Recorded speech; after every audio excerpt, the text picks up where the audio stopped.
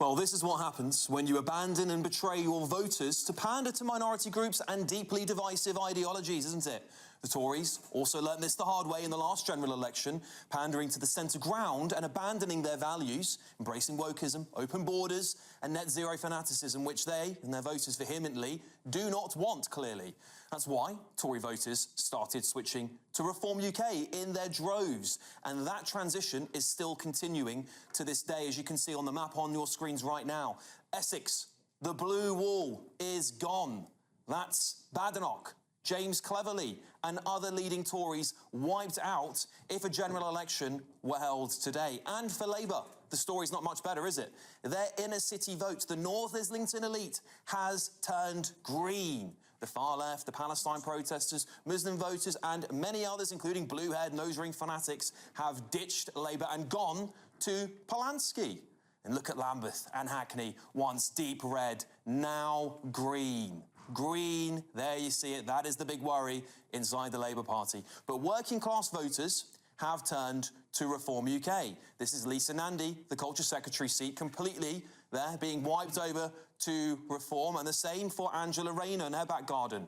The Deputy Prime Minister, who's, often being called a successor to Keir Starmer, the Prime Minister. And it's a wipeout in Wales, particularly bad there for Labour. Plaid Cymru and Reform UK have now wiped out Labour after 27 years in power there. The Tories and Labour have been relegated, essentially, to protest parties in Wales. And the Lib Dems are also creeping up in some of those leafier areas. Richmond upon Thames, they booted out the Greens for seemingly going too extreme. And Portsmouth, where Reform was expected to do very well, handed the Lib Dems the council. That was a shocker of the evening. Now, the question is, can major parties like the Labour Party and the Tories recover? The Tories have pivoted in their policy into tough talk on borders and deportations to appeal to Reform voters, but that isn't working, is it? It's not working. The polls aren't shifting in their direction, and Labour are likely to swerve more left-wing to try and fight the Greens and Polanski. This is a stark reminder, isn't it, to political parties that the broad church that used to work where the centre ground exists has now backfired, and the electorate have burnt those broad churches on the way out as they've gone to other parties in their droves. This is the consequence of that betrayal for both Tories and Labour. And the question is, can they now recover, or is it, as the leader of the Lib Dems, Nigel Farage and Polanski have said, the end of the two-party system?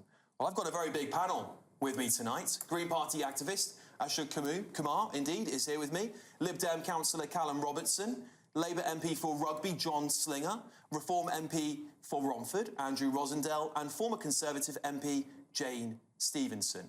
Now, of course, I want to start this show off because there was a bit of breaking news in the last couple of hours by Labour MP and former Foreign Minister Catherine West. Let's play that quickly now. But we need someone from within the cabinet to step forward as the leader, and then we will have a new leader of the party without having to have a leadership election. If that cannot happen, and there are no leadership hopefuls who come forward tomorrow, then Monday morning I will put my name forward to stand for the leader of the Labour Party. There you go, Catherine West, Labour MP, they're saying she was basically going to throw her hat in the ring on Monday and force the Cabinet's hand to try and pick a new leader. Will she stand? Will she be the one to put the knife in Keir Starmer's back on Monday? Well, look, let's get the thoughts of my panel. I'll start with you, Andrew, because, of course, the big story of this local election is a reform wave across many parts of the country, working class areas in the country, true blue areas like yourself, your previous party there, the Conservative Party. Andrew, why have you done so well in those areas? So I think that most people can see that the two major political parties that have dominated politics for so long have totally failed. Both have said things when in office they do the opposite. And people are sick and tired of politicians that say one thing and do the completely opposite thing once they're in power. The Conservatives, my old party, promised election after election to control immigration. But every election, when in power, they increased immigration. We're meant to be the low-tax party. We left with the highest taxes in 70 years and the biggest debt.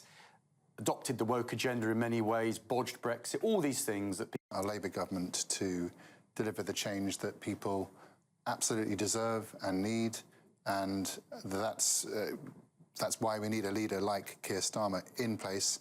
And frankly, we mustn't return to the chaos that we had when Andrew was a Conservative MP, where they were just getting through leaders and prime ministers and chancellors and ministers almost on a weekly or monthly basis. We're not going to do that.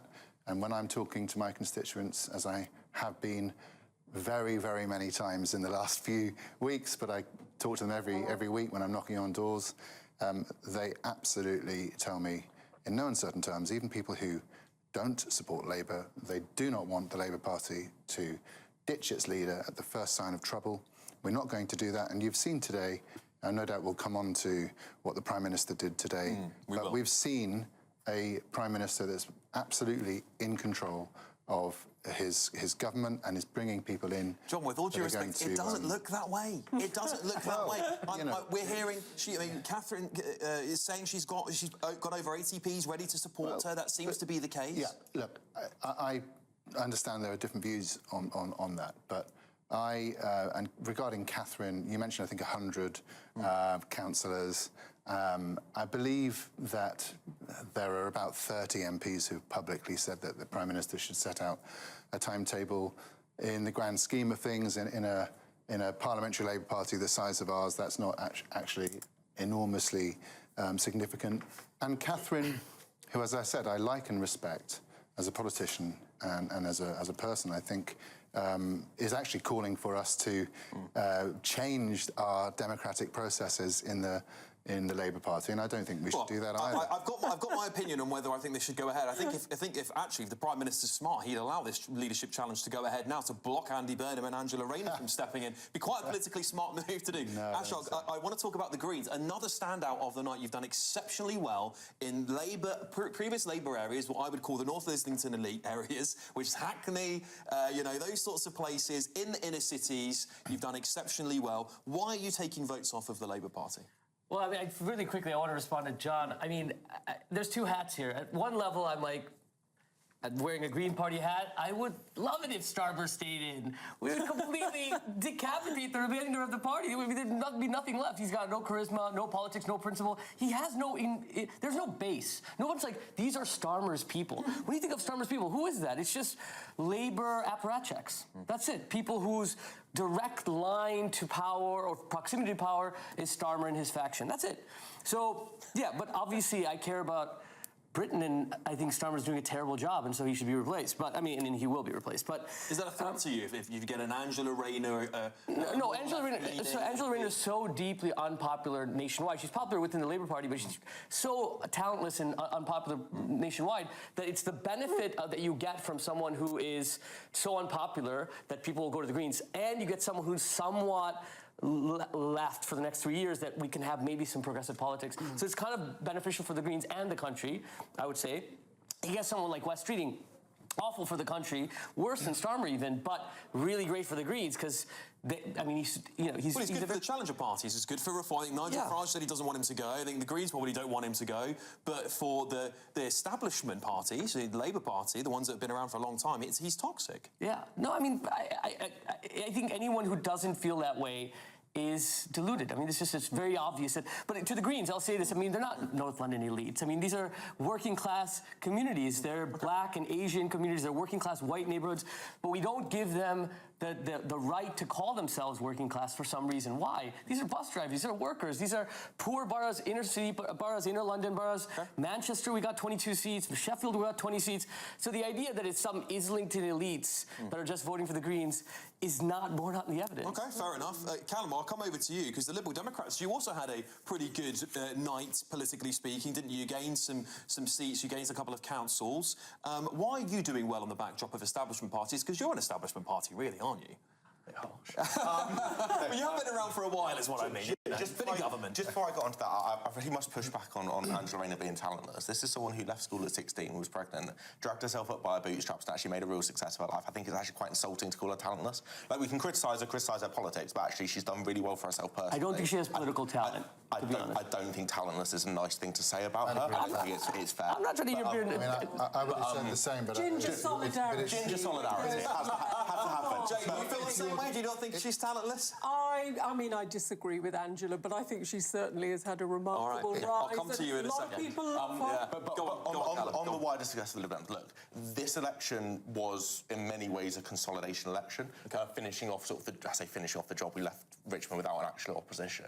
Watford, we won 12 out of 12 seats, got re-elected the mayor with a 10,000 vote majority, but also winning seats where we were under threat, potentially from a form like Portsmouth, Stockport gaining overall control of that council. But why is it? Why is that happening? Why is there a Lib Dem wave where there shouldn't be in some places like Portsmouth? Because Portsmouth have actually run the council as a minority for the last 10 years. People are generally happy with our performance as councils. Lib Dem councils disproportionately win awards for the performance of their local authorities, and it's why we lose fewer authorities than actually you potentially expect. Even in sort of years like the coalition, our strongholds did soar. Do you not think you should be doing a bit better at this point in time? Do you not think you should be, polling up there with reform? Because you are traditionally. I mean, back in 2010, it was the Nick Clegg, swing that stopped the Tories from getting that massive majority at the time. You're not quite seeing that swing politically in the polls. I mean, the polls are one thing. Actually, the election we've just had is another thing where we gained, I think, 154 seats, or might have been 156. Yeah, but you were the third largest party in 2010. Now you're the fourth. Not in terms of council seats. Not in terms of national equivalent vote share. Not in terms of MPs. In terms of national equivalent vote share, if that were replicated... I think this is a really important thing. Like, in actual elections, the Lib Dems are consistently the third party, not the fourth party. OK, all right. Now, that might change at the next election when the Tories sort of lose what's left of them. But... yeah, we are the third party at the moment, and that is. If you say so, Callum. If you say so. All right. OK. Jane, what's happened to the Tories? Why haven't you done more? You're the opposition party, and you haven't been able to break through. You've lost your blue wall. You've lost many councillors, hundreds of councillors up and down the country. Although Kemi Badenoch, bafflingly, is claiming victory. Well, they took back Westminster, they did as most popular party leader. There's little glimmers of hope, but what concerns me about how people are sort of voting, I think it's becoming...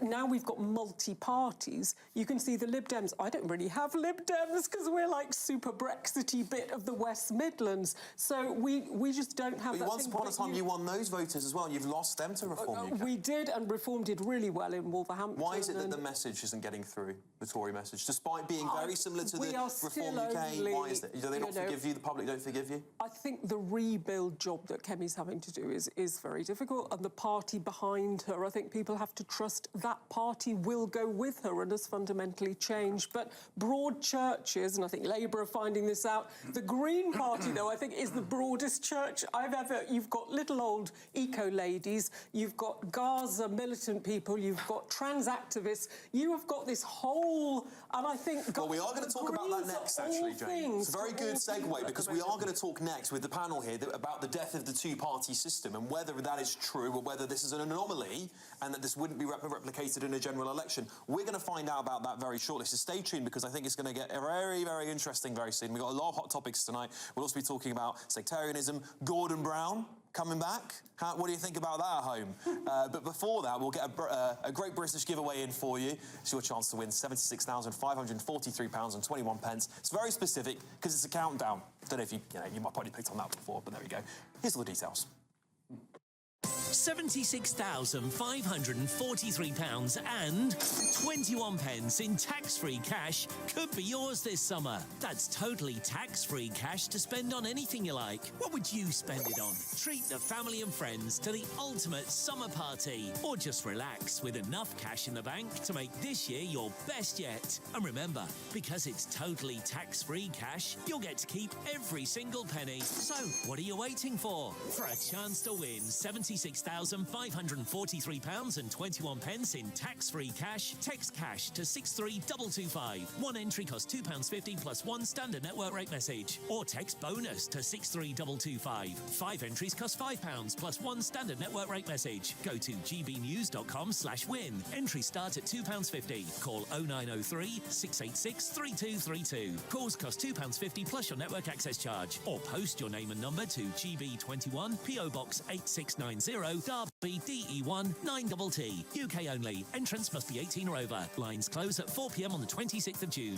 This is a network giveaway. Entries will be pulled. Please check the closing time if listening or watching on demand. Good luck. All right, coming up next, are Labour and the Tories now just protest parties? The panel is going to give you their verdict. This is next on Alex Armstrong Tonight, only on GB News. See you shortly.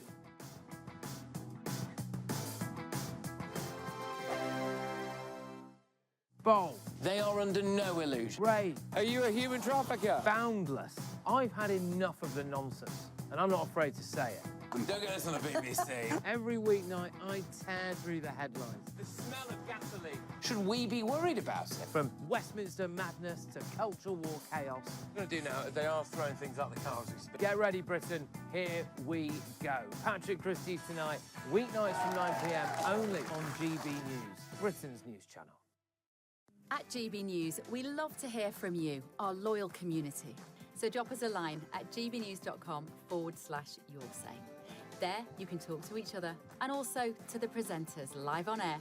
gbnews.com/yoursay, because GB News is your channel, Britain's news channel. Westminster's full of talk, but out here, it's the real world. Am I allowed to talk then? No, that's it. This is where it matters, real people and real lives. That's what politics is all about. In fact, has Trump made a good start? No. Straight answers, no spin, and just a couple of pints. How many fingers have I got up? About 10. So join me for Lee Anderson's Real World every Friday at 7 p.m. only on GB News. The People's Channel, Britain's news channel. From the school run to the home run, watch a new show for all of Britain. So he can say whatever he wants. A straight-talking show where all voices are heard. And, you know, when are we going to stop talking about smashing the gangs and actually do it? With the stories that matter from every part of our country. There's a bit of a crash landing there for your Chancellor. Bold, fearless and standing up for you. That's me, Martin Daubney, 3 p.m. till 6 p.m, weekdays, here only on GB News. The People's Channel, Britain's news channel. Hi, I'm Michelle Dewberry, and my show is your opportunity to cut through all the noise and dive in headfirst to some robust debates. Ideas clash. Situation, no, because the failure is... You're deliberately avoiding my point. Nothing's held back. And if you think this is the end of it, wait for more. And we do not shy away from the difficult stuff. Sometimes I want to shake people and say, if only you understood. So join me on Jubes & Co. weeknights at 6 p.m, only on GB News, Britain's news channel. Westminster, the ultimate clique. And you're fighting like rats in a sack. But here on the Camilla Tominey Show, we ask the questions the establishment media is too scared to ask. OK, let me ask you a straight question, because I know you're a straight-talking politician. Whether it's net zero, illegal... Take this as an official warning. Do not meddle with the democratic process. You're a violent person, you and I both know that. You get out and 2 days later, a man is dead. But I didn't... 30, only on GB News, the People's Channel, Britain's news channel.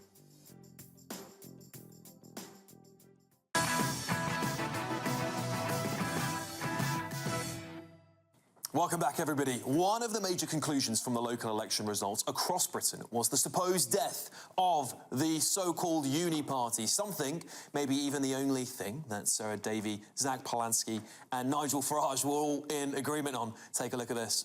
Two-party politics is not just dying, it is dead and it is buried. Labour are being wiped out by reform in many of their most traditional areas. The Conservative Party being wiped out in their heartlands. Both the Conservatives and Labour need to smell the coffee. The old parties are out. Well, there you have it. Are they correct? Has Britain's political landscape changed for good? Well, I'm still here with my massive panel here tonight. John, I'll start with you on this because, of course, we're talking about the death of the Uni Party because Labour has suffered such a massive historic defeat. And following that, previously, the Tories suffered such a massive historic wipeout. Why is it that the two established parties, despite one of them being in opposition at the moment, being the second largest party, are both suffering so severely right now? Well, I would actually dispute the term uni party. I'm sure you would, yeah. I'm going to push back on that, Alex. To be honest, I was elected in 2024, and the Conservatives, and indeed Reform, have opposed almost everything that we've done. We've taken a different approach on the economy, we've taken a different approach on funding the NHS, on employment rights, on renters' rights, on infrastructure spending, etc. So it's just not the case. To the point about why the support for these major parties is seemingly waning at the moment, well, history will suggest, I know we can't read everything into what happened in the past, but history will suggest that when incumbent governments do badly in local elections, it is the case that they can rebound. It's not to say that they will. We're working hard. It's up to the public. We'll be working extremely hard between now and the next general election, but it's not a given. And I think there is a certain degree of hyperbole in, dare I say it, media commentary and punditry, which wants to project everything as a crisis. It's simply not the case. But look, the support for the Labour Party and the Labour government is lower at the moment, but as happened under the first Blair term and the second Blair term, lost, the local elections badly, went on to win substantial majorities. It happened under the coalition as well. So it's not a given. Politics is never a given. Opinion polls and even actual elections don't predict the future.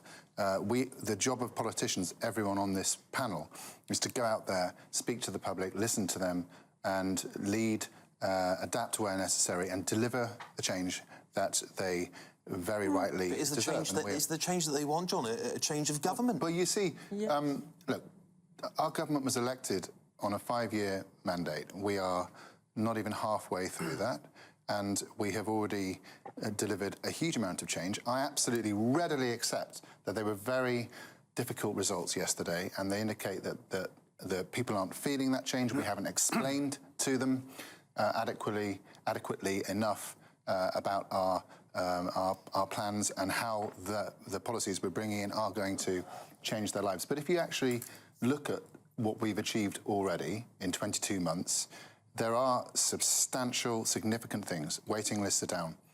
Mental health support staff, 3 years early, we've delivered 8,500, 3,000 more GPs. Last year, we were the fastest growing economy among European nations in the G7. It is simply not the case that everything is as bad as people are making out. But the point is, we must go further, go faster, do it more effectively, communicate it better. And personally, I would call for what I've termed, to quote Churchill, we need action this day. And that's what we need. We need an approach that removes impediments to change wherever we need to and gets on with it. Well, yeah, I mean, I think a lot of people say one of the biggest impediments to change is the Prime Minister, and that won't change either. But John, the person who brought about the change. Okay, Ashok, let me come to you. Ashok, is the two-party system dead? Well, look, I think it's very hard to say it's a kind of sort of ephemeral thing that's happening here.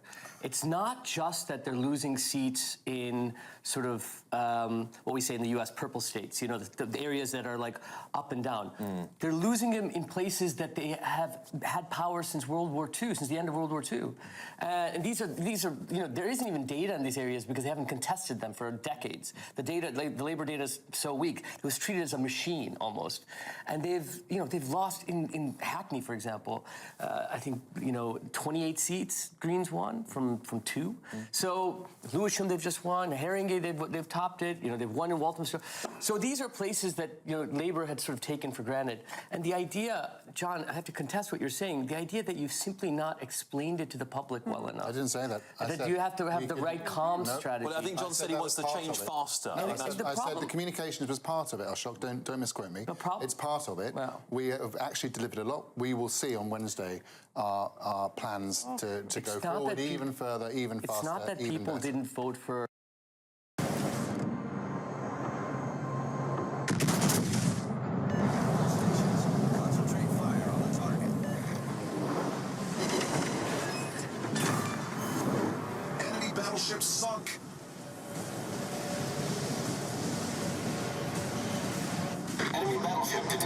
Enemy submarine spotted.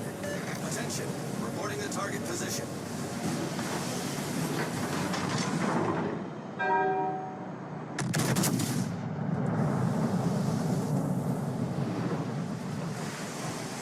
Enemy heavily damaged.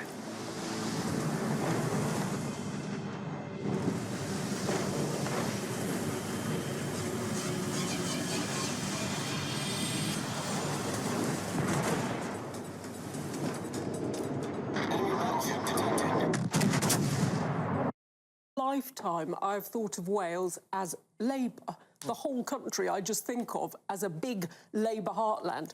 And my former colleagues in Parliament for, you know, Pontypridd or wherever, all those Nepo babies shipped into South Wales safe seats. You know, this just isn't the case. To look at those results in Wales, this isn't a normal midterm, we've done quite badly for Labour. This is a But kind once of upon a time, I remember the Tories were gaining in Wales. They've gone.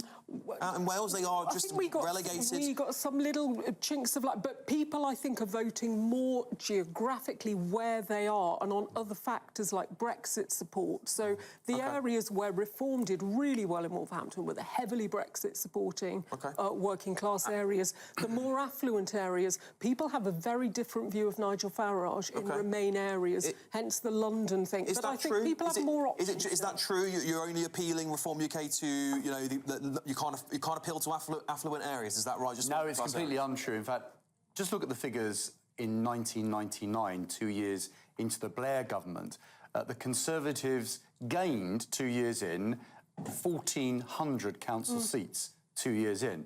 2 years into the Blair government, sorry, the Starmer government, today we're seeing the Conservative Party losing 400 to 500 seats at the moment. But they were gained in that midterm, so 2 years into the last Parliament. But the trend Boris is clear. was kind of right. There is Can I no put this to you, Andrew, Conservative as well? recovery. Sky News did a poll, an equivalent vote share poll. Last year, it put you on 31%. This year, it's down to 27%. Are you waning? Have you peaked as a party? So it all depends on which areas of the country are voting. So clearly, London is a colossal number of voters in this election. So that's going to skew it in a certain direction. The polls have recently showed that 27% is about right for you. Yeah, look, it fluctuates up and down. All I can tell you is this. What's happening, and John needs to understand this, I think, because he's good job in defending the government, but it's not going to wash. Because it's not going to wash.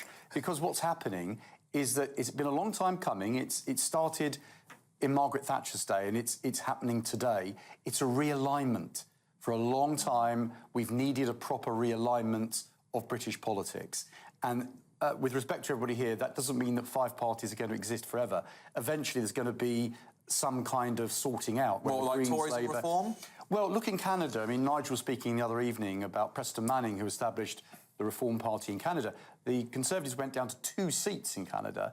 Now, that hasn't happened here yet for the Conservative Party, but I think that a realignment is underway. And that general election realignment were held on the same votes, the same vote share, you would have to go into a coalition with the Tories, right? Quite possibly, but I think that what will happen is that after these elections, it's very clear that if you want to get rid of Labour, if you want a genuine change in this country, there is only one party to vote for. The new radical party is Reform UK. Callum, briefly, you used to be the kingmakers when they hung parliaments. You wouldn't be the kingmaker at this point in time if your party wouldn't be, should I say, if a general election were held tomorrow. Well, obviously that's for the voters to decide.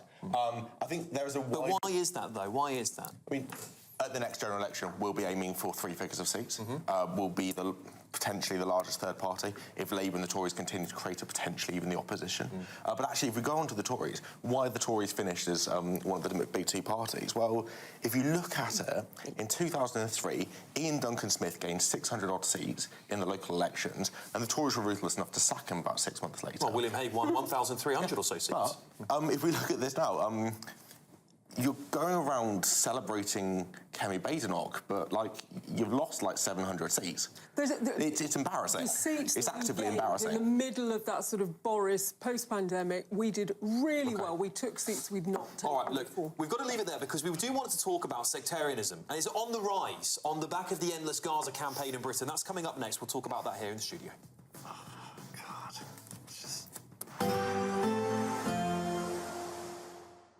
I hope we haven't forgotten anything. Travel insurance, I tick that box. Yeah, but remember what you forgot last year. All Clear Travel Insurance sponsors GB News Travel Destinations Forecast. There's some pretty unsettled weather making its way northeastwards across the southern parts of Europe at the moment. Heavy rain and severe thunderstorms. It's been very wet across areas of Spain and Portugal already this weekend, and there's more of that to come through tomorrow. That rain also pushing into parts of France and further eastwards towards Italy. In some places, we're looking at 25 to 50 millimetres of rain in just an hour or so, and then higher rainfall totals through a couple of days. So watch out, could be some disruption. All Clear Travel Insurance.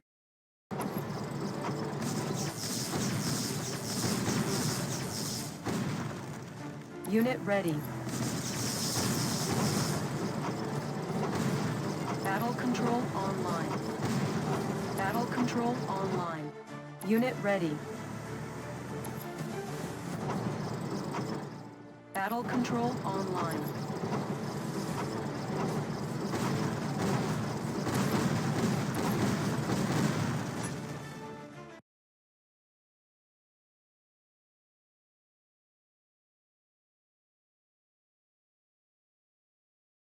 Dropping too low, but across Northern Ireland, Scotland, northern parts of England, lots of clear skies around, so turning rather cold here with a patchy frost in places. Some areas of Scotland could drop down to around -4 to -5 degrees Celsius in rural parts. So a cold start, yes, but lots of dry weather and some sunshine across Scotland to start on Sunday. Some showers just clipping coastal areas at times, but lots of brighter weather across inland Scotland. And across Northern Ireland, northern parts of England, quite a similar start. Lots of dry and bright weather, though it is going to be chilly. Not quite as cold across central and southern parts of England, also across Wales, but a fair amount of cloud to begin the day. This thick enough to produce some showers across southeast England, and through the course of the day, this may push up towards the London area before eventually easing as it drifts its way eastwards. We'll eventually start to see some rain push into the far north of Scotland, but actually for the large majority of the country, it's going to be a dry day with plenty of sunny spells into the afternoon. A slight difference though compared to this afternoon. It is going to be feeling rather cool at times, particularly across the south. Quite a brisk easterly wind here at times, adding on to the chill. And on Monday, an unsettled day at times. Some rain, some showers sinking their way southwards, but to the far north and south of this area of rain, it should be mostly dry with some sunny spells, but another cool day on offer for many. Some quite brisk winds across eastern coasts. And into next week, some rain and showers at times, also plenty of brighter interludes and remaining on the cool side. You want to know what's really going on in the corridors of power? Labour don't know what to do with you half the time, and that makes you quite lethal in the chamber. Get behind the headlines with Chopper's Political Podcast. Join me, Christopher Hope, as I sit down with the great and the good of British politics. We'll see where this ruling takes us. These are the stories shaping our nation. Chopper's Political Podcast, available now on all platforms. Listen in and stay ahead. I've been in Westminster for a long time, but I know that though power may be here, its effect on people's lives is across the whole of the country. We may be where rules are made, but it's where they're implemented that matters. Join me, Jacob Rees-Mogg, for forthright and frank discussion on where Britain has come from, where it's going, and where it will end up. That's State of the Nation, Monday to Thursday, 8 to 9 o'clock. Vox Populi, Vox Dei. GB loyalty points are here. They're our way of saying thank you for spending time with GB News. Through commenting on your say, voting in You Decide polls and shaping the debate, you can earn GB loyalty points. Unlock rewards, reach milestones and climb leaderboards. Don't just watch our programmes, come and be part of them. Get started by scanning the QR code or go to gbnews.com/loyalty points.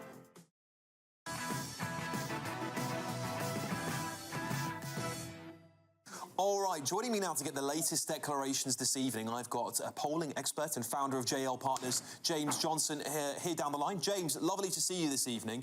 What's been going on in the local elections and the rest of the country, as, of course, many people think it's all over, but there's been a lot of counts still happening up until this evening. James, fill us in. Yep, we're finally there, Alex. So we've got the final declarations, and really it's the direction of travel that we've been used to over the last 48 hours. Reform are up 40. Sorry, I'm scrambling my words, Alex. 1,450 seats up.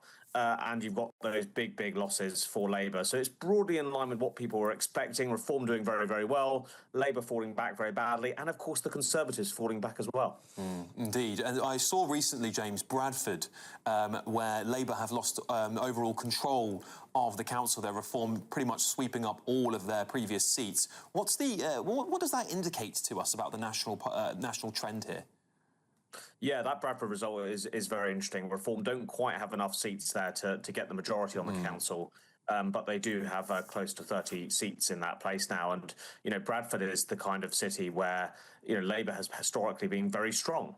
And it's also a city where the Conservatives, even when the Conservatives have had real high points, like under Boris Johnson, have struggled to make inroads into. So that Bradford result speaks sort of a similar story to what the Sunderland results said to us, some of the results in Newcastle and around Newcastle and Gateshead said to us, and actually some of the results in Wales.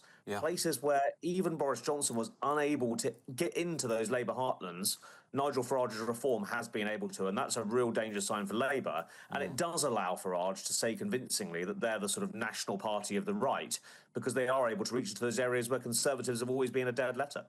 Let's talk about how worried some senior politicians should be about their seats come a general election. We're talking about Angela Rayner's constituency. That's gone Reform, or at least some of the council seats behind her have done.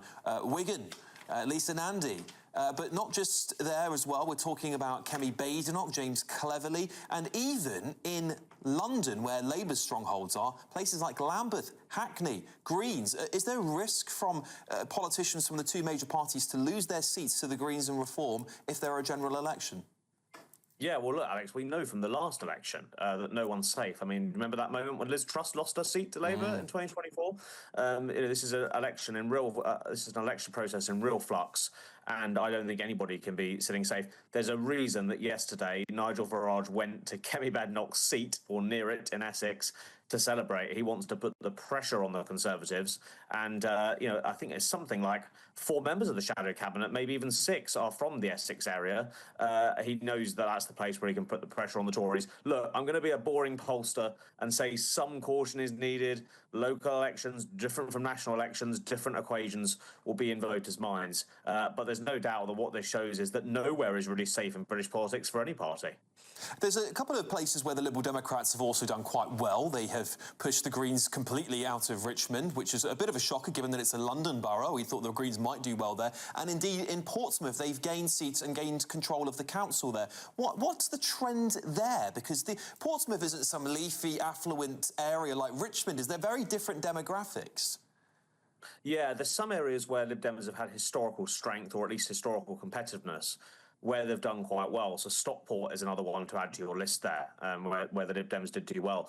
But I think more than not, Lib Dem activists are going to be disappointed by these elections. They are usually the none-of-the-above party. They are the party that should have been soaring to victory in this context, but they've had some of their steam robbed from them by the Green Party, and there's lots of places where the Greens did well, where the Lib Dems did less well, where you might expect them to. But they've also lost structural reform, and I had a Lib Dem activist text me yesterday, Alex, saying our working class voters have gone to Reform rather than stay with us. Fascinating stuff. James, listen, thank you so much for joining me this evening to give us a bit of analysis there. Fascinating election. Really, really fascinating. Look, coming up, stay with us because we're going to be back in the studio here with my panel to digest more of these results before we start talking about the one thing I know lots of people are saying, sectarianism being on the rise. That'll be very shortly here on Alex Armstrong Tonight. I'm Michelle Dewberry. This is Jubes & Co. with you. Hello everyone, Patrick Christie's here. GB News, Britain's news channel. Access the stories that matter to you. Take the GB News family with you on any device. And as long as you have an internet connection. Tune in to GB News, anywhere on the planet or beyond. GB News, the People's Channel, Britain's news channel. This is GB News, Britain's news channel. The ping test, a tap with a pencil to check for cracks. This simple quality control method has been used for hundreds of years and is still in practice here at Portmeirion Group, a traditional British pottery firm. But before they are pinged, they are put through kilns twice, and that requires energy, lots of it. It's this cost that is putting British ceramics under threat. Portmeirion's CEO, Mike Raybould, wants to expand the company. 2/3 of its products are exported internationally, and demand is growing. And we have a huge opportunity to do more of that with the brands and designs we have, but it's incredibly difficult when the energy prices are so much higher here than they are in Europe, in Asia, and the United States. The Stoke community plays a huge part in Portmeirion's global story. Most of its 500-plus workforce live locally. Many come from a potteries family.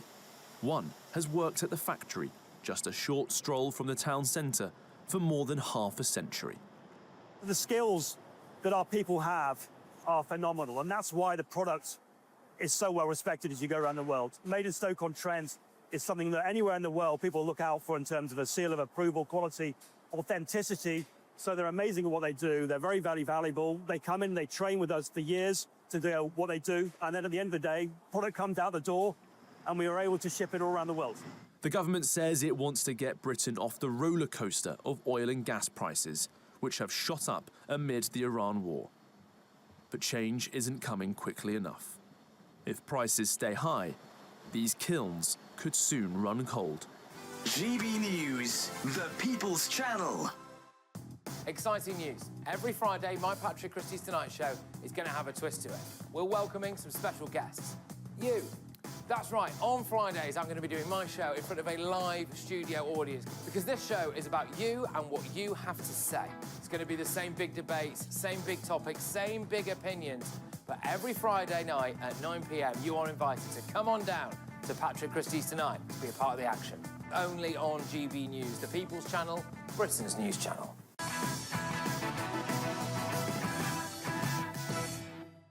All right, let's keep digesting these election results here. And some interesting lines here from former Prime Minister, Conservative Party leader Boris Johnson. Here's what he thinks. Former PM has basically backed Kemi Badenoch, and he says that she can rebuild his grand coalition that he built in 2019. I know a lot of my viewers are in the red wall, what used to be the red wall. Niche. Labour have sort of lost... What's your niche? What's your party's I think niche? Conservatives are appealing to, now, where we retain seats, we're in slightly Remain-leaning, slightly more affluent, slightly more rural seats. People are coming back. I was reading Robbie Moore's, you know, there were victories up in Keighley and places, but I think it will take time. I think everyone's admitted it. But Labour, they've lost their... My dad was a Labour voter for his whole life. I don't know where he'd go now. OK, all right. Andrew, you worried about the Tories coming back and sweeping the red wall? Well, in Havering, which is my borough, we now have 0 Conservative councillors, first time since 1965. So 100% of my constituency now has Reform UK MPs, 23 out of 23. Gosh, it's like the North Korea. And we have a London borough, which is Reform UK, with 39 Reform UK councillors. Frankly, the problem is, Alex, the Conservative Party had so many chances to do what the British people wanted and failed every single time. The core vote has gone away from the Conservative Party, and it's not coming back anytime soon. And the problem for John and the Labour Party is that they've done the same thing, and their core vote and the Conservative core vote are actually quite similar in their aspirations for Britain. They're actually patriotic, they actually believe in this country. And unfortunately, both Conservative and Labour seem to have gone away from the core values and principles that their voters have always believed in. So that's why I think Reform UK is the party of the future. We haven't got much time, so brief comments from you on this, John, as well. Do you think that are you worried that you might lose the red wall back to the Tories or to Reform? No, I'm not worried. I think we're going to rebuild, we are rebuilding our support in the red wall. We will do that as we move forward. But I do think, I want to take issue with Andrew. He didn't quite say that patriotism is the preserve of one particular political grouping, but I do think it's important that we remind ourselves as a panel, but as a country, that patriotism is not, it doesn't belong to one party. and we're very patriotic as well. We're proud of our flag, and the people that we are looking to attract the support of in the coming months and years are a wide range of people. From working class areas, aspirational people, middle classes, anyone, frankly, who believes in progress in our country, who believes in every individual being able to reach their, to get where their talents can take them with the support of an active state. That's the kind of the country that we are hoping to build. And frankly, you know, Andrew's, he described Reform as the New Radicals, I believe. I mean, they're a great band. They really are a great band, the New Radicals. You should check them out on Spotify. But they're definitely, the Reform Party are definitely not the New Radicals one bit. All right, Ashok, you've got 10 seconds. Sorry. Can you win the Red Wall? Could you win those white working class voters in the Green Party? 5 seconds. I think it's possible. I think you have to meet people at their needs, their economic needs, and the Green Party is the only party that's actually talking about economic needs, not just. Callum, I'm sorry. I'm so sorry, but we're now the largest party on Newcastle. All right, I've got to go, Callum. I will. On Sunderland. Expect warm spells with the odd rude interruption. Box Boilers sponsors the weather on GB News. Hello there, good evening. Welcome to your GB News weather update from the Met Office. Any rain or showers largely easing away this evening, leaving plenty of clear skies across the north, so soon turning rather cold here with a patchy frost in places. Bad news for any growers or gardeners. And where we do see any rain this evening, it will be largely where this frontal system sinks its way southwards. But as I say, any rain largely easing away. It does bring in a fair amount of cloud, though, across central and southern parts of England. That will stop temperatures dropping too low. But across Northern Ireland, Scotland, northern parts of England, lots of clear skies around. So turning rather cold here with a patchy frost in places. Some areas of Scotland could drop down to around -4 to -5 degrees Celsius in rural parts. So a cold start, yes, but lots of dry weather and some sunshine across Scotland to start on Sunday. Some showers just clipping coastal areas at times, but lots of brighter weather across inland Scotland. And across Northern Ireland, northern parts of England, quite a similar start. Lots of dry and bright weather, though it is going to be chilly. Not quite as cold across central and southern parts of England, also across Wales, but a fair amount of cloud to begin the day. This thick enough to produce some showers across southeast England. And through the course of the day, this may push up towards the London area before eventually easing as it drifts its way eastwards. We'll eventually start to see some rain push into the far north of Scotland, but actually for the large majority of the country, it's going to be a dry day with plenty of sunny spells into the afternoon. A slight difference, though, compared to this afternoon. It is going to be feeling rather cool at times, particularly across the south. Quite a brisk easterly wind here at times, adding on to the chill. And on Monday, an unsettled day at times. Some rain, some showers sinking their way southwards, but to the far north and south of this area of rain, it should be mostly dry with some sunny spells, but another cool day on offer for many. Some quite brisk winds across eastern coasts. And into next week, some rain and showers at times, also plenty of brighter interludes and remaining on the cool side. Expect warm spells with the odd rude interruption. Box Boilers sponsors the weather on GB News.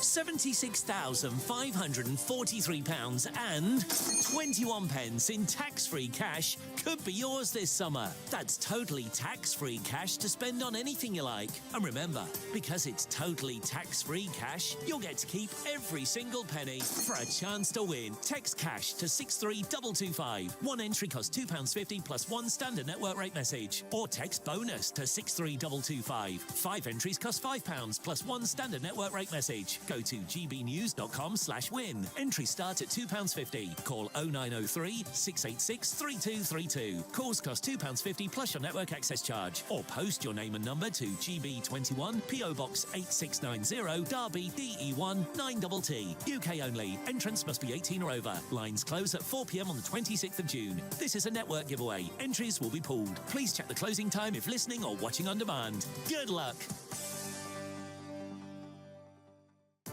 I've been in Westminster for a long time, but I know that though power may be here, its effect on people's lives is across the whole of the country. We may be where rules are made, but it's where they're implemented that matters. Join me, Jacob Rees-Mogg, for forthright and frank discussion on where Britain has come from, where it's going, and where it will end up. That's State of the Nation, Monday to Thursday, 8 to 9 o'clock. Vox Populi, Vox Dei. Join me, Nana Akwe, for an informative, interactive news programme with a difference. It's fun.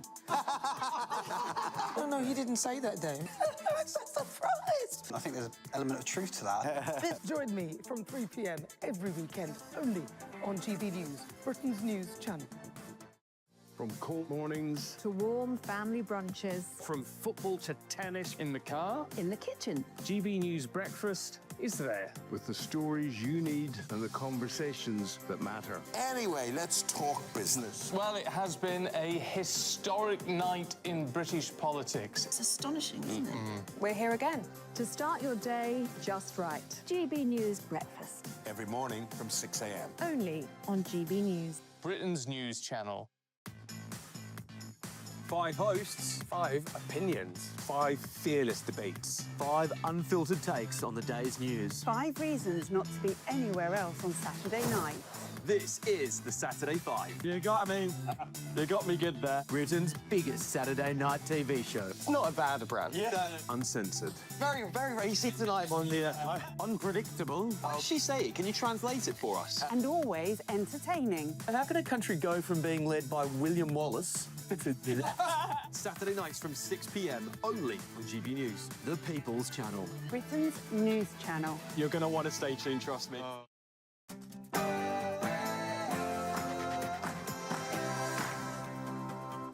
Good evening, it's 10 o'clock. I'm Alex Armstrong. An election special on this show tonight. The leadership hopefuls who come forward tomorrow, then Monday morning I will put my name forward to stand for the leader of the Labour Party. Yes, breaking tonight, former Foreign Minister and Labour MP Catherine West has put the Cabinet on notice and said she will trigger a Labour leadership contest on Monday if the Cabinet doesn't move against Starmer. And also, over 100 former Labour councillors and candidates have written to the Prime Minister, but I'm not going to walk away and plunge the country into chaos. I think the right thing to do is to rebuild and show the path forward. He's going to hang on, isn't he? He's not going anywhere. We've said it a billion times. He's not going, is he? And I've been a Labour member for many years, and he's just a massive letdown at the moment. Well, it's just all a ploy, isn't it, to keep him in office for as long as possible. We've been getting the voice of the public out and about in London. Even lifelong Labour members are turning on the PM. Also tonight. Hello, my name is Julian Nister. I'm your candidate for Ward End Workers' Party. Council chamber में जाकर बोला हमारे ऐसे councillor हैं हमारे जो बुनियादी मसाइल हैं उनके हल के लिए उनके पास कोई प्रोग्राम नहीं होता है ना वो कोशिश कर Yeah, is it Gaza or Great Britain? Sectarians are rising in the polls on the back of the endless Gaza campaign in Britain. Plus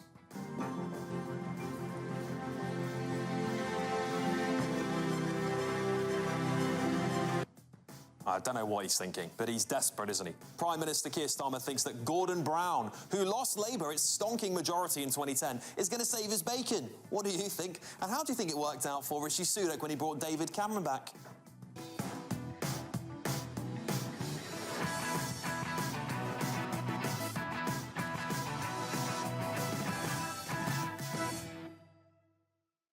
And I have a very special post-election panel this evening. Green Party activist Asha Kumar's here, Lib Dem councillor Callum Robertson, Labour MP for Rugby John Slinger's in the room, Reform UK MP for Romford Andrew Rosendale, and former Conservative MP Jane Stevenson. Loads to get into.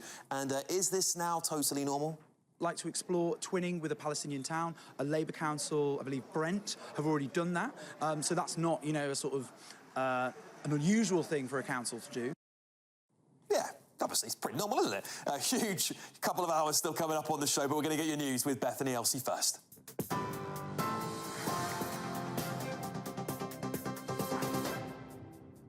Alex, thank you. Good evening. Your top stories from the GB newsroom at 10:02. The Labour MP Catherine West has threatened to trigger a leadership contest as soon as Monday if no other cabinet ministers put themselves forward to challenge the Prime Minister. The reports follow Labour's worst ever losses in local elections in England. The party's also been thrown out of power in Wales. Cabinet ministers are rallying behind the Prime Minister for now, but backbenchers and union bosses are demanding that he resigns. Meanwhile, Sir Keir Starmer has hired 2 Labour veterans, Gordon Brown and Harriet Harman, as advisers in Downing Street to try and drum up some support. And he's insisted he won't quit. It's really important that we reflect and respond when the electorate send a message like that. It's right that we do that. I think we have to set out the path ahead, and that's what I intend to do in coming days. Hope resides in communities and families and households not feeling constantly held back by the cost of living. And hope resides in people feeling that they can be proud of the place where they live and they work. So I will be setting that out with clarity about my convictions and my values, what drives me forward on this. And in the last hour, all results have now been declared in London, with more councils left in no overall control than ever before. There are 9 London councils where no party has won enough seats for a majority. But Labour has successfully defended a higher percentage of its seats in the capital than it did for the rest of England. And with only 2 of the almost 5,000 council election results still to be declared, Reform UK has gained more than 1,350 seats and taken control of 14 councils, including 8 previously run by Labour. In other news, GB News can confirm a further 200 migrants have crossed the English Channel on small boats today.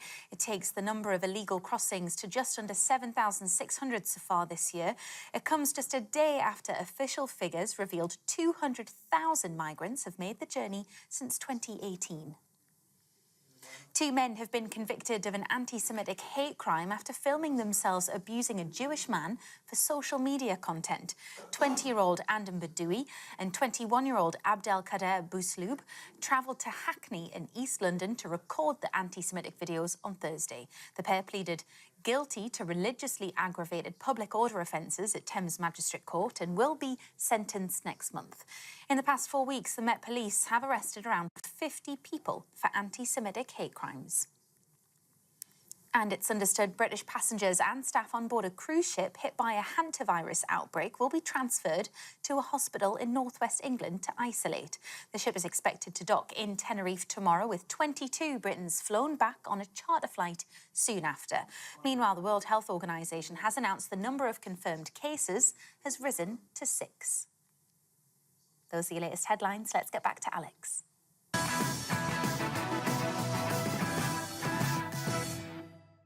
All right, is this Gaza or Great Britain?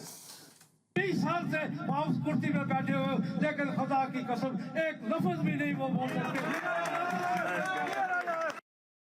what about this?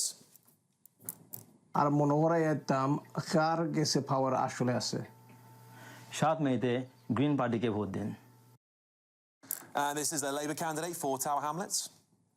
আমি শাহিদা রহমান আমি ব্রহ্মরী নৌতে labour party councillor selected হইছি আমি আমার সাথে আছেন হামিম Chowdhury And here, independent candidates being endorsed by imams, which MPs said in the House of Commons, by the way, like Jeremy Corbyn, said there wasn't any evidence of. This is your chance to bring change to your streets and to your roads. So you must come out, vote for these independent candidates. And can you understand this candidate? अस्सलाम वालेकुम मेरा नाम counsellor Sumaiya Suhaib है मैं north ब्री ward से खड़ी हो रही हूँ And here is some independents celebrating their victory.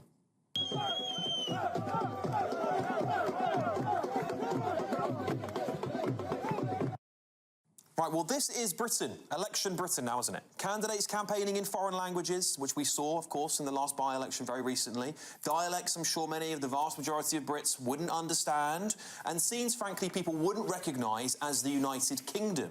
The promise of multiculturalism, and this is what it's all about, as described in half of that word, is multi. But many of those scenes I've just showed you only show singular cultures, not multicultures. And if there's going to be a singular culture in any part of Britain, shouldn't it be a British one? This election has exposed deep-rooted sectarianism in the UK, unlike any other time in our history. And the question is, will the main parties do something about it, or will they continue to pander to it? And it's led to a rising situation where all of the major parties, including the Greens, by the way, have received a backlash for it. Let's get the thoughts of my election special panel here. Green Party activist Ashok Kumar is here, Lib Dem councillor Callum Robertson, Labour MP for Rugby John Slinger, Reform UK MP for Romford Andrew Rosendale, and former Conservative MP Jane Stevenson. Ashok, I'll start with you. You're a Green Party activist. Now, I'd said that some of the Greens have come under fire from this because I've seen lots of videos of independents attacking your party for being debaucherous, degenerates. I've seen some language there saying you're too pro-LGBT, too pro-drug. I saw one guy saying that he'd rather vote for Reform UK. Do you not think that sectarianism is going to be an issue for your party, as we were talking about before, the church is so broad of the Greens? Alex, I have to say, those videos are just shocking. You know, brown people speaking, brown people dancing, brown people voting, brown people being involved in their community. Shocking scenes. Not Britain, not the Britain I know, you know? Frankly, I don't know how we put a stop to it. We demanded they integrate for decades. We're like, they're not integrating, and now they're involved in the political process, and we're like, how dare they be part of the political process? What are we going to do about it? The main party's got to do something about it. One day, someone could be voting for a Labour Party politician or a Tory Party politician. They go into a ballot box, they vote Green, and all of a sudden, he's an Islamist, and it's sectarian. Oh my God, what are we going to do? I mean, this is just obviously silly. Like it's not about the colour of your skin, though. Sorry, Alex. People are embedded in their communities. You go to certain places, they'll be very white. I don't demand that there be brown and black people in there. There's white people, and they're amongst their community. I live in East London. I like to go to a curry house. I like to go to a shop and get my spices to make my food. I'm in part of a community. That doesn't mean I'm against Britain. Of course, and these people are hanging in their community. No, I'm not saying that brown people shouldn't vote, and I hate that word brown people because it's Asians. Let's say Asian people, yeah. South Asian people. But I don't see what they've done that's so wrong. Well, when you're campaigning in foreign dialects, and British people who might live in that area can't understand you, do you not think that's a problem? Look, for example, when in Gorton and Denton the Green Party ran, we did commercials in English. We also did them in Urdu. We also did them in... Why? Why are you doing them in Urdu? No, but you know that every single party, the Tories, Labour, every party for decades has done this. Not Reform. Well, not Reform, but I mean, every But do you think it's right, is what I'm asking? Do you think it's right? If I went to another country and I went to if you go to America, they have languages. They have it in Spanish. They have it in different languages. Do you think it's acceptable? I don't think it is. It doesn't mean that people speak English as a first language or a second language. You're speaking to a community. You're saying, hey, we care about you as a community. It's not saying... But if I lived in that area and I wanted to know what that candidate was standing for in that piece of material, how would I understand it? They also do it in English. Well, some of the just because you do it in Urdu doesn't mean you don't do it in English. The one that Gorton and Denton put out, the Green Party put out there, when it was translated, was very different to some of the other campaigns. Of course. Right? We're speaking to a community, so we say, hey, we care about healthcare, we care about rent. To the whole constituency? Why do you have to pander to certain political... Alex, I don't know if you've ever been involved in a political campaign. When you have a policy platform, when you're going to certain people, you emphasize certain politics. That doesn't mean that you don't care about all the politics. Right. This is normal politics 101. Okay. All right, Andrew, go on. What do you think of this? Well, it's frightening. If this is what the Greens are going to do, divide our country up by colour and in a sectarian way, I think we have a lot to fear. Yeah. But Ashok, I'm afraid, straight away gave the game away. He spoke about brown people. It's not about colour. It's about us all being British, being part of the same country, believing in the same values. Andrew, I was responding to the video. Excuse me, can I go ahead. Sorry. We're one country. We should all be British first and foremost. We shouldn't be importing cultures and traditions from other countries to this country and imposing it on the rest of us.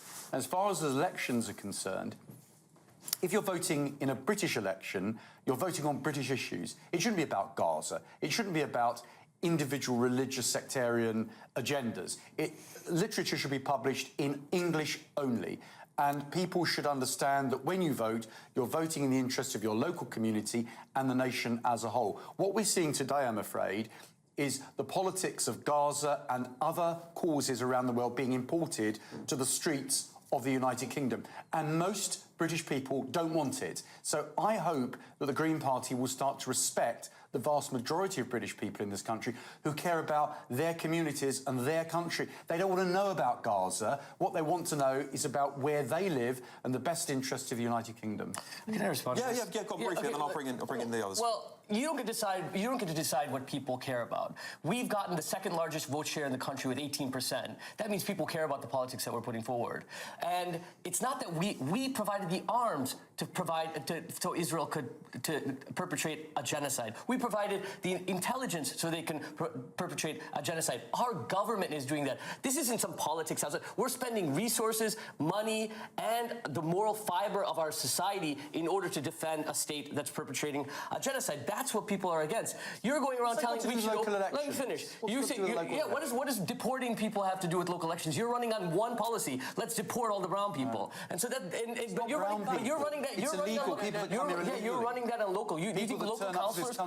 You think local councillors have the power to do that, Rich? Do you think local councillors have the power to do that? No, but the Reform UK government would do it. Yeah, but the Reform UK ran on that for local elections. More room for housing, for elections? hospitals. We don't have police. We don't have the school places to have huge numbers of people coming into our country. You don't have the power to do that. We don't have the infrastructure. You don't have the power to do that. All right. I think the argument back is you wouldn't have the power to stop what's going on in Gaza. No, but the things that we are running on locally is to say, for example, pension funds at the local level should be divested from companies that are profiting from and a number. Waltham Forest, other councils that have voted on this also went green. Grounds that's dangerous and divisive, and frankly, for me, I think that politics should be about, wherever possible, finding the matters that we agree on. As the late Joe Cox said, there's so much more that we agree on. But on this language point, if I may, Alex, I'm reminded of waiting to watch a Depeche Mode concert in London, sitting down in a restaurant, and I got talking to two French women, while waiting for my wife, by the way, and I got talking to them in this restaurant, and I said to them, well, Depeche Mode were playing in Paris only last night. Why didn't you watch them in Paris? And they said, well, we always come and watch gigs in London. We come and watch gigs in London because we absolutely love the diversity. We love the fact that we can hear people's languages, different languages, and no one looks at us as if we're criminals or strange or odd or weird. And that's a wonderful thing about our capital and our country, but that doesn't mean that we must focus on things that unite us, which is so many things. There's so much talk about the division that we have in our country, but there's an awful lot more that unites us, and I'm proud of that. All right, Callum, what does the Lib Dems make of this? Would you be, if you were standing against somebody who was able to campaign in a foreign language and you weren't, would you find that a disadvantage to you? Sadly, I suck at foreign languages, so I would be slightly stuck there. Do you in French? I was somewhat worse than that. But actually, there's a very real point here, and actually, Andrew makes the point that all campaigning should be in English. Well, does that count for the Senedd in Wales as well? Would you just ban people from speaking Welsh, which is an official language in Wales, or in Gaelic in Scotland? I mean, come on, we can't really take this stuff to extremes. It's about going to communities, meeting them where you are. If you want people to engage in the democratic process, you've got to make it accessible. That's why political parties make the language more accessible. There's no use using 15-syllable words when actually large parts of the electorate actually don't have particularly high reading ages. You make political literature accessible. All this is. Would you not argue that Welsh is a national language of Wales, Gaelic national language of Scotland, right? So you can make that argument, but it's a bit different when you're campaigning in Urdu, for example, right? Which we've seen in the Gorton-Denson by-election. You wouldn't be able to compete with that, would you? On one hand, the right wing go, basically Asian people must integrate and we must have them speaking English. And on the other hand, they go, well, we're going to remove any barrier to them integrating and engaging in the democratic process. Pick a side. I mean, grow up to pick a side. James, pathetic. I think what this illustrates, this illustrates is a lack of common national identity. And I'm from a very multicultural city, Wolverhampton.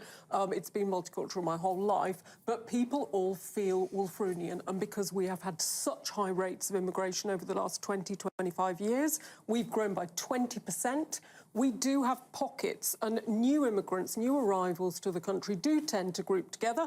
And you've seen countries like Denmark pass the ghetto law, so people are moved so that there isn't more than a certain percentage of a certain nationality in a certain place of new arrivals.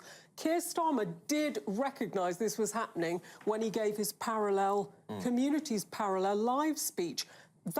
And then he backed off. I thought that was actually one of the few reasonable things Keir Starmer said since he's been Prime Minister. I want everyone to feel British, part of a community, and it does frustrate me when I knock on a woman's door, which was last election cycle, I'm not voting because of Gaza. And it's a local election. This is about your garden waste. You know, this is not about international. Andrew, do you want to come back to some of the things Callum was saying there? So I worry about the future of our country because we've got the Greens, we've got Labour, we've got the Lib Dems. They're basically all the same. They're going to divide our country based on colour. They're going to divide our country in the way that everyone's in boxes rather than being British. That's exactly the wrong way to go.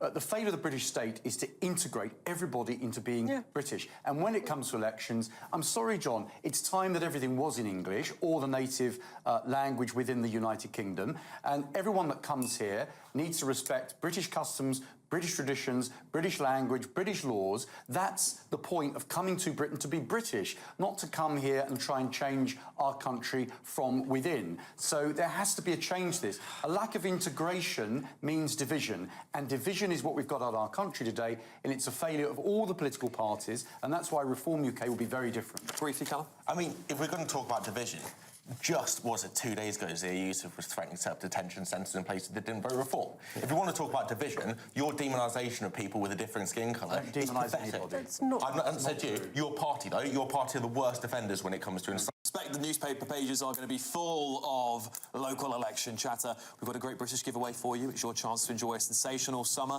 £76,543.21 in tax-free cash. Here's all the details. £76,543.21 in tax-free cash could be yours this summer. That's totally tax-free cash to spend on anything you like. What would you spend it on? Treat the family and friends to the ultimate summer party, or just relax with enough cash in the bank to make this year your best yet. And remember, because it's totally tax-free cash, you'll get to keep every single penny. So, what are you waiting for? For a chance to win £76,543.21 in tax-free cash, text cash to 63225. One entry costs £2.50 plus one standard network rate message. Or text bonus to 63225. 5 entries cost £5 plus one standard network rate message. Go to gbnews.com/win. Entries start at £2.50. Call 0903 686 3232. Calls cost £2.50 plus your network access charge. Or post your name and number to GB21 PO Box 8690 Derby DE1 9TT. UK only. Entrance must be 18 or over. Lines close at 4 p.m. on the 26th of June. This is a network giveaway. Entries will be pooled. Please check the closing time if listening or watching on demand. Good luck. All right, the return of former Prime Minister Gordon Brown. Is that enough to save Keir Starmer? I know what many of you at home will think, but we'll find out next.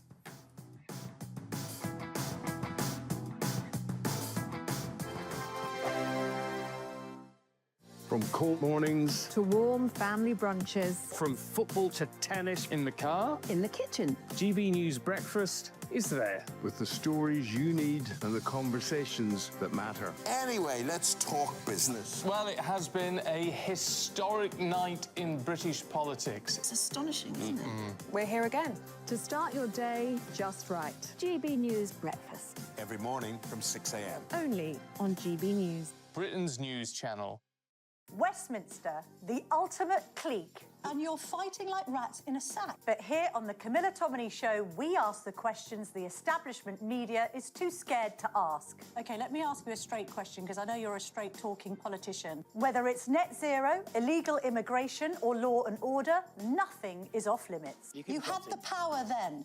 Yeah, as I and say, now you've lost it. That's the Camilla Tominey Show, a politics show that's fearless. But no, let me finish my question if you don't mind, because it is my show. Sundays at 9:30, only on GB News, the People's Channel, Britain's news channel.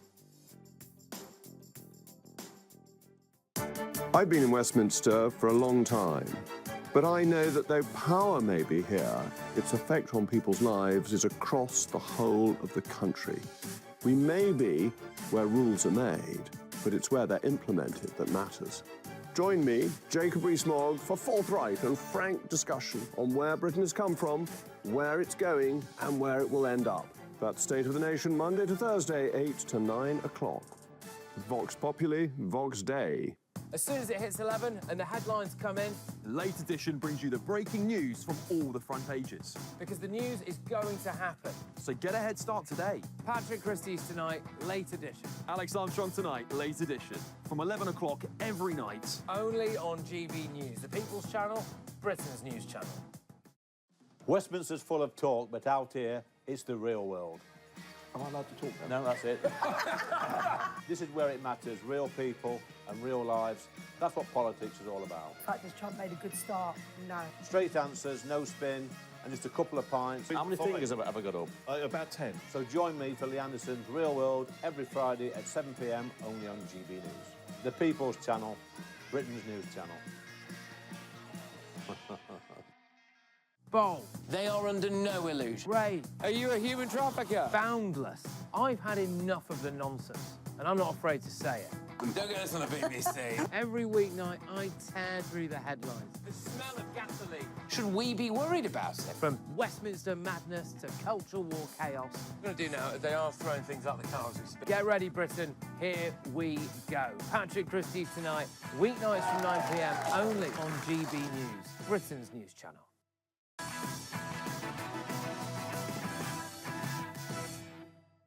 All right, as it stands, 30 of Sir Keir Starmer's own Labour MPs have called on him to resign after disastrous local election results. So this morning, how did he try and shore up his premiership? By bringing back former unsuccessful Prime Minister Gordon Brown back into the government as global finance envoy.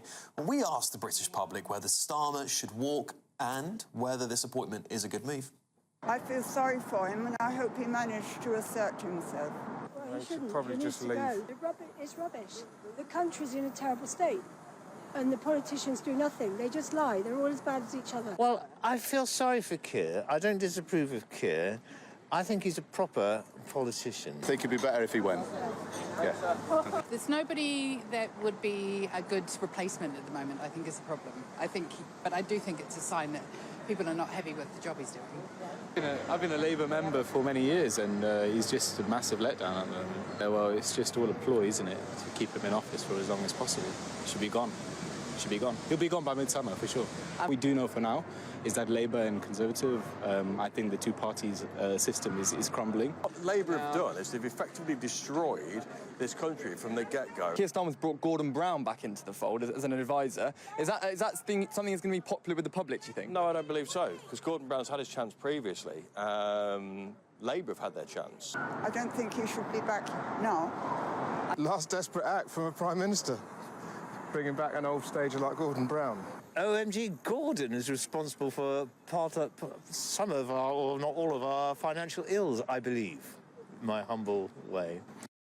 Yeah, it's got the panel talking in here. OMG Gordon. OMG Gordon. Yeah, John, look, John Slinger MP, I'll come to you first. Yeah. OMG Gordon. OMG. I think the overwhelming reaction to Gordon Brown coming back was, what is the Prime Minister thinking? A similar reaction I had when Rishi Sunak brought David Cameron back, might I add, to be fair, on both sides here. I note that Rishi Sunak brought David Cameron back into the cabinet and ennobled him, which is completely different to what Keir Starmer has done today. Look, I've met Gordon Brown several times. I think that he is one of the most impressive politicians of our generation. Let's not forget, yes, of course he was Prime Minister, and a successful one at that. He was Prime Minister, but he was also one of the longest-serving Chancellors and a very successful Chancellor. He's a very deeply principled man. Didn't he sell off all the gold? Yeah. He's a very deeply... Well, look, I knew you were going to mention that, but let's... It's the biggest quiz. That gold would be worth a fortune today. Get Rachel Reeves right out of trouble, wouldn't it? It's such a cheap shot. This is a guy who, a Prime Minister and previous to that, a Chancellor, who was responsible, alongside Tony Blair, for delivering massive, monumental, positive change to the country. The national minimum wage, first legal wage for, which Andrew and his colleagues opposed. Over 1 million pensioners and 600,000 children lifted out of poverty. Sure Start children's centres that have been closed thanks to the previous Conservative government. Huge investment in the public services. NHS waiting lists down. Satisfaction with the NHS up. Massive increase in funding per pupil and funding for teachers, I may add. An enormous increase in free nursery places for 3- and 4-year-olds. The New Deal on employment as well, 1.8 million people back into work, and he and Tony Blair also played a huge role in the Good Friday, in securing the Good Friday Agreement. I want to move it on, but he did lose. Prime Minister, he did lose an election after Tony Blair won successive elections, and of course, he's just. I need to very briefly say the role he's been brought in by the Prime Minister to do, this envoy role on global finance and cooperation. Gordon Brown, even his critics would say, after the global financial crisis of 2008, he played a critical and important role in making sure that we didn't actually have a total financial collapse with money stopping coming out of the banks. He even was instrumental in setting up the G20. And I just think we ought to show a little bit of respect to a man whose achievements are that long a list. And I would show respect, by the way, to previous Conservative Prime Ministers. I really would. And I don't think these cheap shots are just beneath people. All right, Callum, is it a vote winner for Liberal Democrat voters bringing Gordon Brown back? I think it'll have zero effect either way, or particularly on Liberal Dem voters. But I think me in as an advisor, I mean, honestly.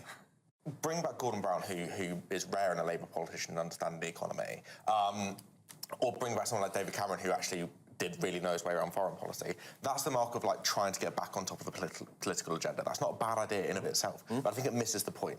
This is a government without an actual strategy for how it wants to make our country better.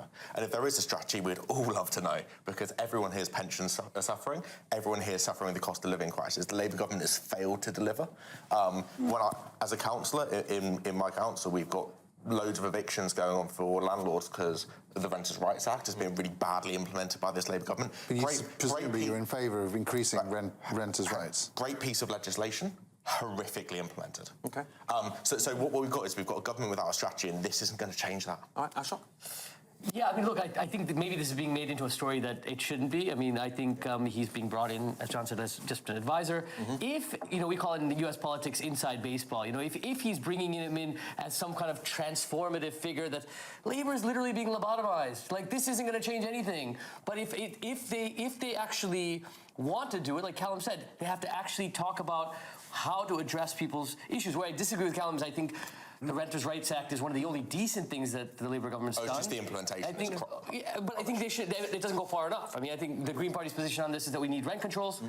That's what we need. We had rent controls in this country from 1915 to 1987. We had the most successful house building program in that period. Since that period, it's halved. Okay. Every year, year on year, because we don't have a public system of housing construction. So. Okay. Jane? Good idea, bringing Gordon back? No, I mean, as an 80s soap fan, I think they were calling it the Bobby Ewing from the shower moment when David Cameron stepped out of the Range Rover on Downing Street. This felt like Dynasty because Gordon Brown's hair has turned him into Blake Carrington.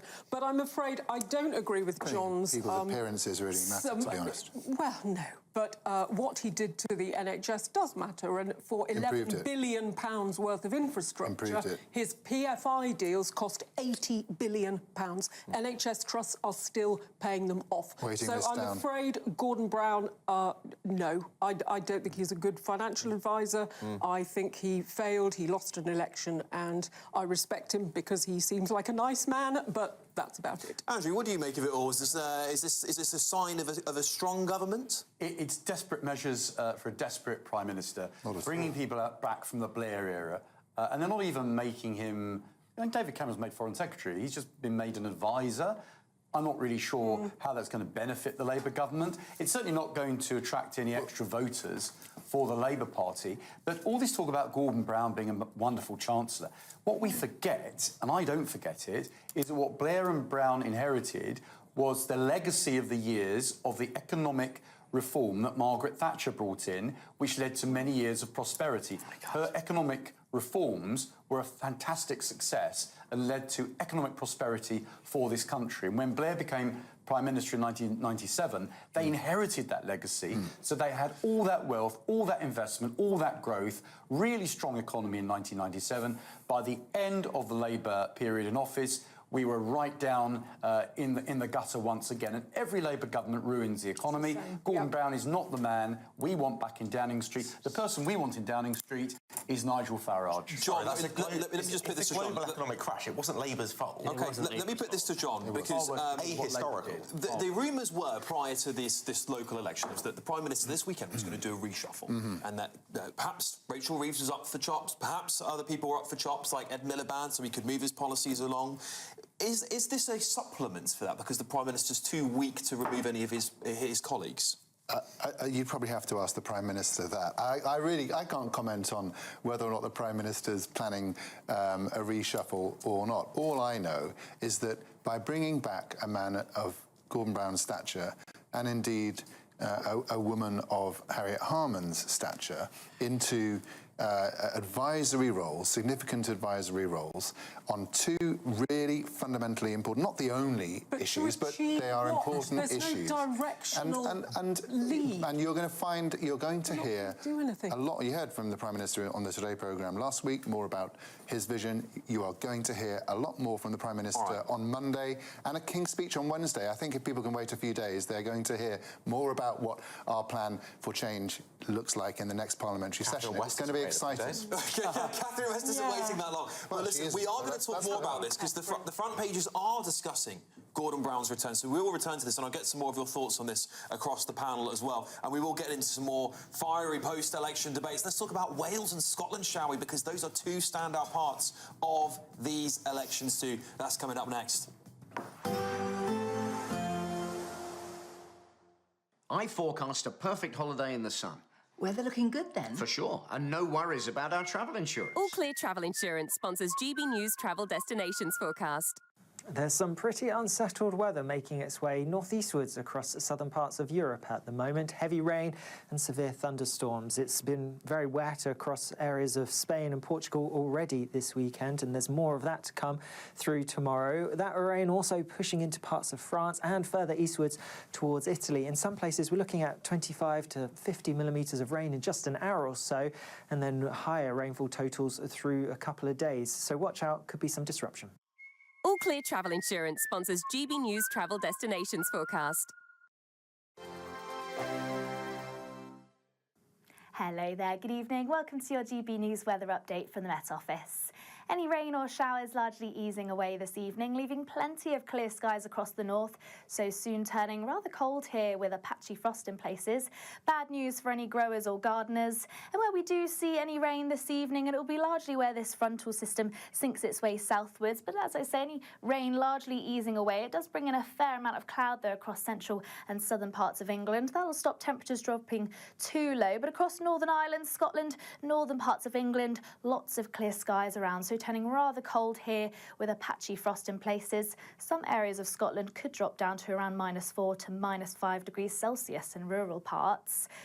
So a cold start, yes, but lots of dry weather and some sunshine across Scotland to start on Sunday. Some showers just clipping coastal areas at times, but lots of brighter weather across inland Scotland. And across Northern Ireland, northern parts of England, quite a similar start. Lots of dry and bright weather, though it is going to be chilly. Not quite as cold across central and southern parts of England, also across Wales, but a fair amount of cloud to begin the day. This thick enough to produce some showers across southeast England. And through the course of the day, this may push up towards the London area before eventually easing as it drifts its way eastwards. We'll eventually start to see some rain push into the far north of Scotland, but actually for the large majority of the country, it's going to be a dry day with plenty of sunny spells into the afternoon. A slight difference though compared to this afternoon. It is going to be feeling rather cool at times, particularly across the south. Quite a brisk easterly wind here at times, adding on to the chill. And on Monday, an unsettled day at times. Some rain, some showers sinking their way southwards, but to the far north and south of this area of rain, it should be mostly dry with some sunny spells, but another cool day on offer for many. Some quite brisk winds across eastern coasts. And into next week, some rain and showers at times, also plenty of brighter interludes and remaining on the cool side. From cold mornings to warm family brunches. From football to tennis in the car. In the kitchen. GB News breakfast is there? With the stories you need and the conversations that matter. Anyway, let's talk business. Well, it has been a historic night in British politics. It's astonishing, isn't it? We're here again to start your day just right. GB News Breakfast. Every morning from 6 a.m. Only on GB News. Britain's news channel. You want to know what's really going on in the corridors of power? Labour don't know what to do with you half the time, and that makes you quite lethal in the chamber. Get behind the headlines with Chopper's Political Podcast. Join me, Christopher Hope, as I sit down with the great and the good of British politics. We'll see where this ruling takes us. These are the stories shaping our nation. Chopper's Political Podcast, available now on all platforms. Listen in and stay ahead.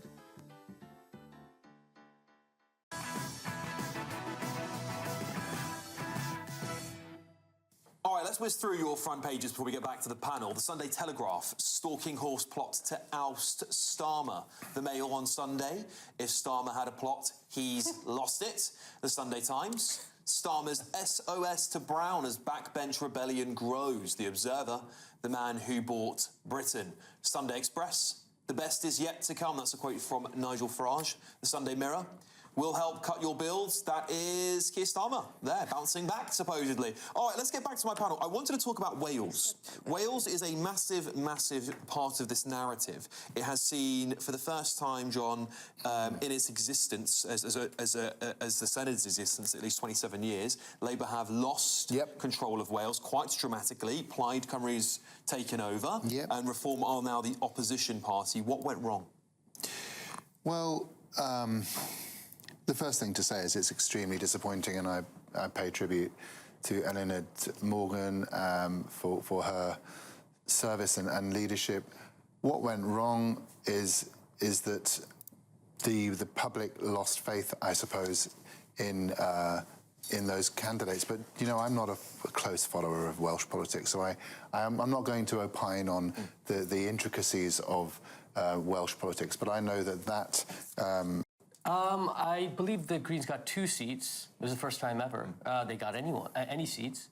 And I think the expectation was that they would get more than that. But I think it's because Plaid did quite well. And Plaid's, if you look at the policy platform of Plaid, it's the Greens take it slightly further. You know, more so. Like for example, Plaid is like we should get rid of council tax, replace it with land value tax. The Greens also want a land value tax, but a little bit harder. They want rent controls. We want a bit harder on rent controls. They want subsidized transport. We want more subsidized transport. So it's like in lots of ways, it's a very strong platform. But Plaid also had a very strong platform from the left. So. Or the center left. So I think what that did, just with my analytical hat on, I think what that did was because there was such an tsunami of support for Plaid, it made it so that people who were Green supporters were like, okay, we don't want to split the vote, and so they ended up voting for Plaid. Interesting. Yeah, Andrew. Of course, the big story of the night, other than Plaid, was Reform UK sweeping up there, becoming the opposition party. Which I don't think, you know, if you'd said to someone 5 years ago, they would have laughed at you. Why is it you've done so well in Wales? You're not a traditionally Welsh party, or party leader Nigel Farage English, but you've broken through the mould there. Well, if you remember, the people of Wales voted to leave the European Union along with the people of England. And UKIP was very strong in Wales for a long period. So I think there is a large number of people in Wales who are not happy with what's happened with devolution, how the Welsh government have managed things, particularly the NHS in Wales. So again, just like in England, the people of Wales want change. They want something different. And I think Reform UK is offering that. So now we have the main opposition being Reform UK in Wales, unlike the hopeless Conservatives, which absolutely failed to make any progress, in fact, have gone down to a complete rump in Wales. We now have a seriously strong opposition to fight the left. And, you know, you talk about, Alex, the way the Greens didn't do well. The reason why the Greens didn't do well is that effectively we have a progressive left in this country, and whether you're Green, Plaid Cymru, Labour, Liberal Democrat, they're all the same. They're all left-wing, and ultimately Reform UK is the only party that can actually stop this progressive left-wing alliance from taking over the United Kingdom. And that's why Conservatives, I'm afraid, Jane, now need to vote Reform UK to ensure that we don't get that calamity of a far-left government after the next general election across the United Kingdom. Yeah, not a good day for the Tories in Wales either, Jane. No, they came out with 7 seats. Wales has been, you know, large parts of Wales have been always a difficult area for the Conservatives. As I said in the last hour, it has just been Labour's absolute. They've owned Wales, and for Labour to go down to, I think there are 8 or 9 seats. Lib Dems have 1 seat. You know, it's a very. But it's gone from an old two-party system where Labour and the Tories used to be sort of there with Plaid on the fringes to a new two-party system with Plaid and But I think it's those Labour voters that. But is it telling the story of the future of the rest of the country with the Greens and Reform? Are they the new two challenging parties? I think that people who voted Labour, their families have voted Labour their whole lives in those industrial areas in the south of Wales especially, I think they probably are going in stages to other parties. So something that's acceptable to them is Plaid, because it speaks to being proud of their nation and promising something different. But I think, you know, I think Wales is such an interesting electoral place at the moment. Callum, briefly from you as well, not a good result for the Liberal Democrats either. In fact, most people around the table tonight haven't had a very good night. I was rather hoping to run out of time. At least you're honest about it. Yeah, it was not a good night. I think we have some soul searching to do in Wales. 1 seat's not good enough. I think there is a historical Liberal voice in Wales that's now missing from the discussion. I think that's a helpful voice to have in the discussion, but the voters are absolutely entitled to decide that actually they want us really in the discussion. We need to do some soul searching. We need to get back to our roots of community politics and build from the ground up. I do, however, really want to push one particular point. We're talking about reform and change, but like they've got the former Conservative leader of Barnet Council as their leader in Wales. They're Mark Reckless. They are rebadged Tories. Like, let's not pretend they're actually changed. They are rebadged Tories. A couple of sort of the blue Labour lot. Like they're more of the same. Let's not let's not promote them. I have actually run out of time there, so we'll let Andrew come back after the break. But we will also talk about that new reform policy that has caused quite a stir, particularly on the left. We'll talk about that next.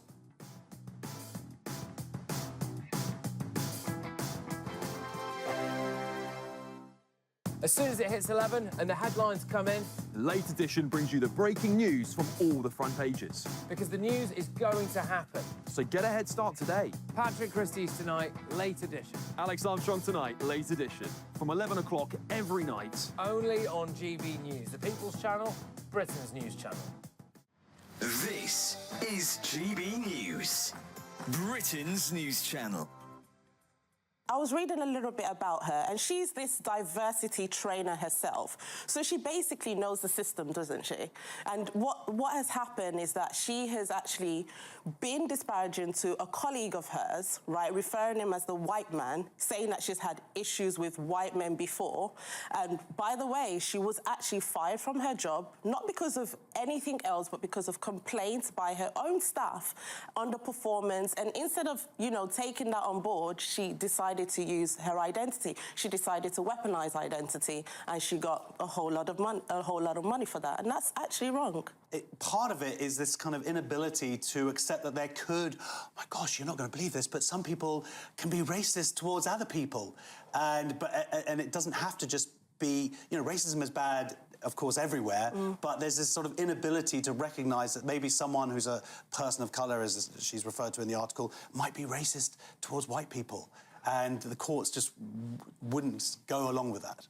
This redefinition of racism itself. So what we're doing is playing these semantic games. Actually, you can't be racist to white people because there's no power. Black and brown people don't have power. Well, actually, if you think about it, it's flipped a little bit, right? Because the institutions, our governments, even internationally, the UN and the ECHR, they're all on our side now. We kind of have the power. They've flipped it. They've overcorrected so much that it's become very taboo to think that white people do face discrimination, do face hostility, do face dehumanization. They're seen just as a category, as a block. It's very wrong, and it doesn't bring us together. GB News, the People's Channel. Britain deserves a newsroom that puts the facts and your voice first. Well, and that's what you get on GB News. Lively debates, lively conversation. And we're not afraid to hold power to account. and each other. So join me, Andrew Pierce. And me, Miriam Cates, for Britain's Newsroom, weekdays from 9:30 on GB News. Join me, Nana Akwe, for an informative, interactive news programme with a difference. It's fun. No, he didn't say that, Dave. I'm so surprised. I think there's an element of truth to that. Join me from 3 p.m. every weekend, only on GB News, Britain's news channel.